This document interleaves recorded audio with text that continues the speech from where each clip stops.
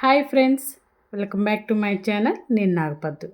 ఈరోజు అయితే రెస్టారెంట్ స్టైల్లో మష్రూమ్ మసాలా కర్రీ అయితే చూపిస్తాను. ఈజీగా, టేస్టీగా, క్విక్గా అయిపోతుంది. చాలా బాగుంటుందండి. నేను సూపర్ మార్కెట్లో అయితే తీసుకుని వచ్చాను. విజేతలో 2 ప్యాకెట్స్ తీసుకుని వచ్చి కర్రీస్ చేద్దాము అనుకున్నాను.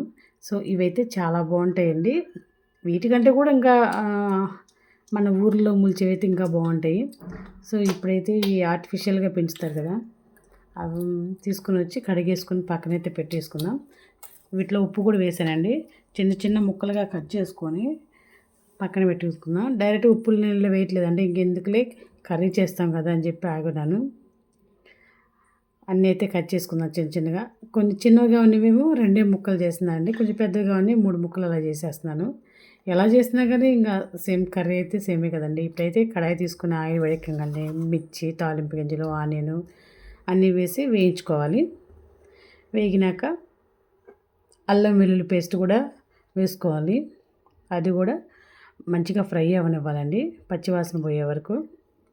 ఈ కర్రీ మాత్రం చపాతీలోకైనా, బగారా రైస్లోకైనా, రోటీలోకైనా చాలా బాగుంటుందండి. ఇంకో విషయం చెప్పనా, ఈ బగారా రైస్లో వీటన్నిటికంటే కూడా నేను మష్రూమ్ బిర్యానీ చేస్తానండి, చాలా బాగుంటుంది. ఈసారి కంపల్సరీగా మీకు చూపిస్తాను. ఇవన్నీ వేగంగానే టమాటాలు కూడా యాడ్ చేశాను. టమాటాలు ఎక్కువ వేయలేదండి, జస్ట్ 3 వేసాను అంతే, ఇంకెక్కువ కూడా వేయలేదు. ఇంకా మష్రూమ్స్ అయితే యాడ్ చేసేసాను.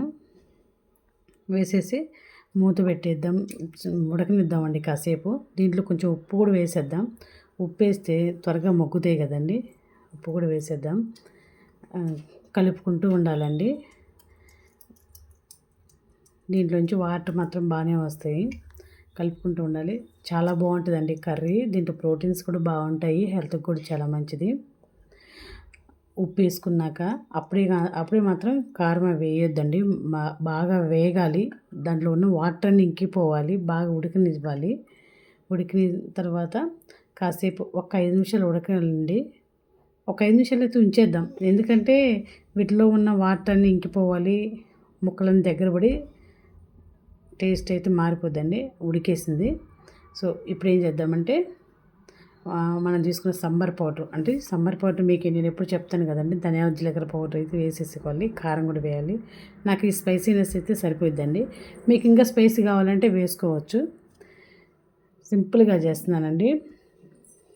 బిగినర్స్ కానీ, బ్యాచిలర్స్ కానీ ఈజీ ప్రాసెస్లో అయితే చేసుకోవచ్చు. అదేవిధంగా ఇవన్నీ రెడీ అయిపోయిన తర్వాత కొంచెం గరం మసాలా అయితే వేసానండి, ఎక్కువ కూడా వేయలేదు. మీకు కావాలంటే ఇంకో టిప్ చెప్పిన, చికెన్ మసాలా కూడా ఒక్క స్పూన్ కూడా అవసరం లేదండి, చిటికెడు అంటే చిటికి వేయండి, చాలా బాగుంటుంది. నేను హోమ్మేడ్ గరం మసాలా కూడా వేసేసాను. చెక్క, మొగ్గ, బిర్యానీ స్పైసెస్ అన్నీ కలిపి మసాలా చేసుకుంటాం కదా, అది కూడా వేసాను. కొంచెం కొబ్బరి పొడి వేసానండి, చాలా బాగుంటుంది. అన్నీ మనం ఆల్రెడీ పౌడర్స్ అన్నీ కలిపేసి ఫ్రిడ్జ్లో అయితే పెట్టేసుకుంటాం కండి, అప్పటికప్పుడు ఇన్స్టెంట్గా వేసేసుకోవచ్చు. Easy process. సో మీరు కూడా ట్రై చేసి మీ ఫీడ్బ్యాక్ నాతో షేర్ చేసుకోవటం మాత్రం మర్చిపోవద్దు.